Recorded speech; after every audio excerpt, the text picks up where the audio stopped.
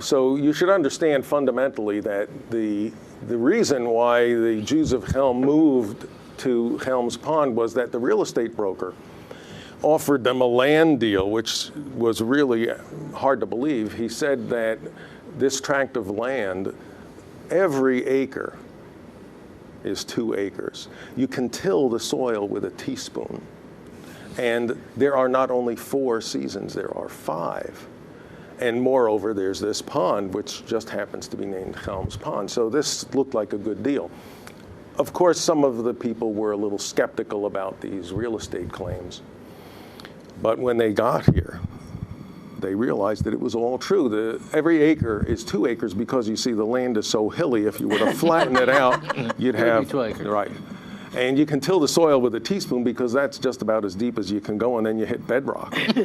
And there are not 4 seasons, there are 5.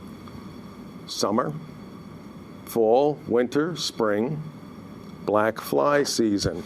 And it's the Adirondacks, you get eaten alive, but that's the 5th season. And so they settled in and made their lives there and built homes and a synagogue. And so the little bit of news that I have to tell you today from Chelm's Pond is the story of the fly fishing contest, which is really involves one of the newcomers to Chelm's Pond. He's in love with Bloomy, the proprietor of the Broiled Beet, the cafe in Chelm's Pond where they serve Adirondack Ashkenazic fusion cuisine. They're famous for the peanut butter and gefilte fish sandwich. Oh. And so he told the story about the fly fishing contest. It seems that this rich fellow from New York City had a desire to learn fly fishing. So he put ads out. He didn't want to just hire any Adirondack guide, any mountain man. No, he wanted the very best. And so he advertised widely and sponsored a contest. And if you read the contest rules, you would realize that he had an unusual idea about what fly fishing really means. Well, the day of the contest comes and they set up this wooden platform in the middle of the field, and there's a judge's stand, and it drew such a huge crowd of spectators, the county sheriff had to have his deputies around monitoring the traffic and all. And this big guy walks up to the platform and he says, "I'm here to enter the fly fishing contest and my name is Mountain Manny." And this is indeed a huge guy, and he pulls out of his pocket a little cardboard matchbox, pulls it open and releases into the air a stonefly, one of the trout's favorite foods. It's about an inch long or so, and it takes off into the calm summer air. He reaches for his fly rod, and he casts, releasing all of the line, and at the end of the line is this tiny hook, and people get out their binoculars to watch the action, and with one mighty flick of his wrist, he hooks this stonefly, reels it in, and holds it up for everybody to see. The cameras are taking pictures, everybody's watching with their binoculars, and the crowd goes wild. This is outstanding, incredible. And he's ready to collect his prize money and sign the lucrative contract with this rich guy to teach him fly fishing for a full year.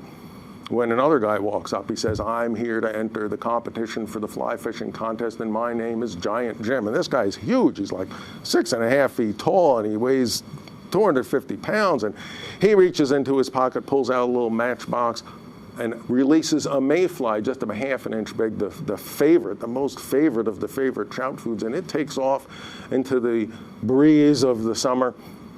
He gets out his fly fishing rod and he casts it back and forth, and he's releasing all the line and pulls up on the hook and catches that mayfly, reels it in, and the crowd is just, they can't believe this. This is incredible. And he holds it up so everybody can take their pictures. He's about to sign the contract and take the prize money when another guy walks up, and all the other Adirondack guides, they've gone home and tried to pretend that they never came because they're too embarrassed. They could never compete with this kind of talent. And here this guy comes up, he says, "I'm here to compete in the fly fishing contest, and my name is Adirondack Mendel." And he gets out from his pocket a matchbox and he releases into the air this no-see-um. Now, you know, a no-see-um is a little fly. It's only maybe 1/4 of an inch. and it's called a no-see-em because you can't see them.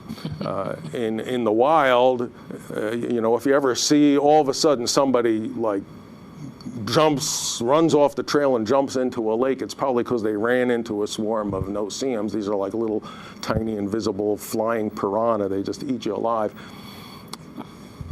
He releases this no-see-em into the gusty wind of the summer and gets his fly fishing rod and casts back and forth, lets out all the line and flicks his wrist back, reels the line in and stands there proudly. Meanwhile, everybody's got their binoculars out on maximum. They're watching this no-see-em. It's still flying around.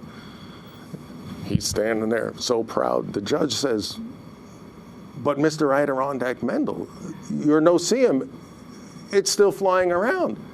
He says, "Circumcision is not meant to kill." And that's how Adirondack Mendel won the fly fishing contest.